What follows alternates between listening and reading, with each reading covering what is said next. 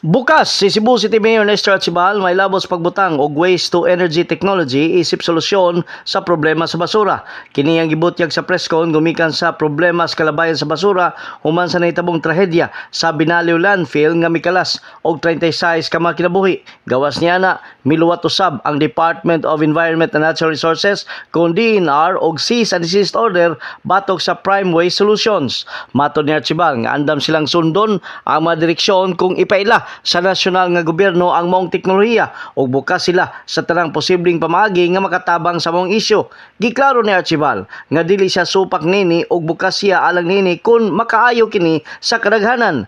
Kinumduman nga ang syudad nangita og sulbad sa problema sa basura gumikan kay adunay tagal ang paglabay sa basura sa lungsod sa Konsolasyon ug ang inayawan ilang giablihan isip transfer station samtang ang aluginsan mo'y nakita sa posibleng kalabayan sa mga basura human usab nga mibalibad ang syudad sa Talisay ug lungsod sa Mindanilla isip temporaryong kalabayan. In the heart of changing lives, kini si Brigada Joel Gonzales Asido sa 90.7, Brigada News FM Cebu, the Music and News Authority.